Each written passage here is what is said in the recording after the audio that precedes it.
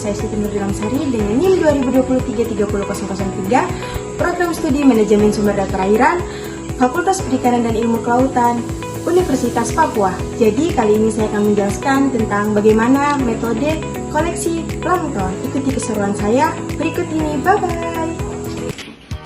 Oke, di sini ada pendahuluan. Plankton adalah organisme mikroskopis yang hidup di perairan, baik laut maupun tawar, dan tidak dapat bergerak melawan arus. Mereka terbagi menjadi fitoplankton, tumbuhan, dan zooplankton, hewan. Plankton sangat penting dalam ekosistem, karena mereka menjadi dasar dari rantai makanan akuatik. Metode sampling plankton. Metode ini dibagi menjadi dua. Yang pertama yaitu metode kualitatif. Metode kualitatif bertujuan untuk mengidentifikasi jenis-jenis plankton yang ada di suatu lokasi tanpa memperhatikan jumlahnya. Yang kedua, yaitu metode kuantitatif. Metode kuantitatif bertujuan untuk menghitung jumlah plankton yang ada di suatu lokasi. Metode ini sangat penting untuk memahami dinamika populasi plankton.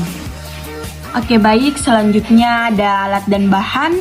Alat yang pertama adalah planktonet, yang kedua botol sampel, yang ketiga ember, yang keempat alat tulis, yang kelima jas lab, yang keenam atau terakhir mikroskop. Dan di sini ada bahan. Yang pertama adalah sampel air, yang kedua larutan lugol atau pengawet. Oke, baik, selanjutnya ada metode pengambilan sampel. Bisa dilihat pada gambar di samping ini.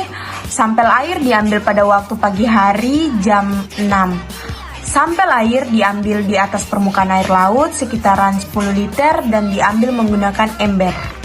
Selanjutnya teman-teman bisa lihat pada gambar di samping ini. Setelah sampel air diambil, kemudian sampel air dituangkan ke dalam alat yang bernama planktonet.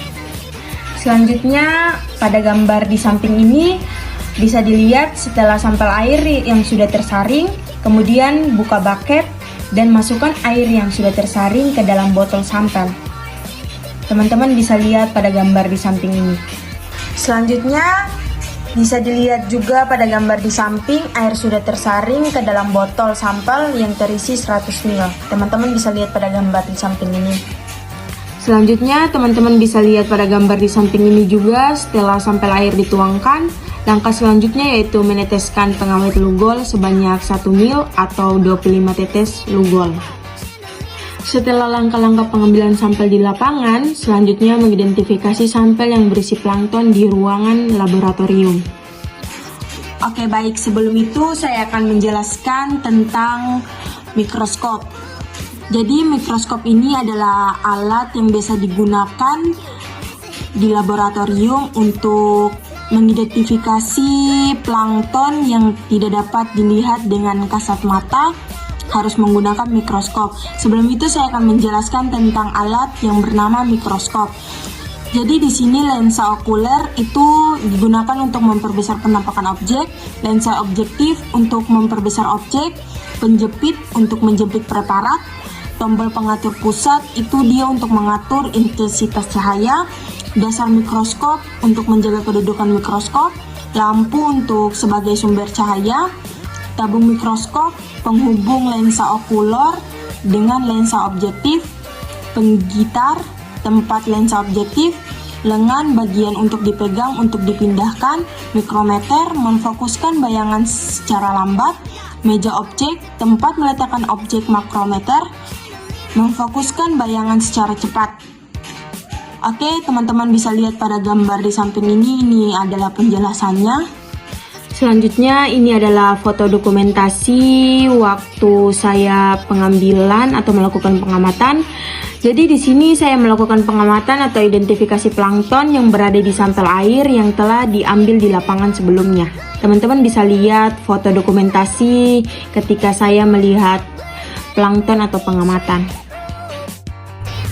Oke, selanjutnya setelah pengamatan di laboratorium saya menemukan dua jenis, yaitu zooplankton 1 dan fitoplankton 1. Yang zooplankton itu bernama Chelanoida dan fitoplankton itu bernama Chulasterium graciles. Teman-teman bisa lihat pada gambar yang saya sudah tampilkan di slide ini. Selanjutnya rumus kelimpahan plankton. Teman-teman bisa lihat pada rumus di samping ini. Selanjutnya berikut adalah hasil dari menghitung kelimpahan plankton. Teman-teman bisa lihat pada gambar di bawah ini. Kelimpahan fitoplankton dan zooplankton mendapatkan 10 sel per liter karena pada saat pengambilan sampel pada pukul 6 dan plankton belum beraktivitas karena plankton harus melakukan fotosintesis. Thank you.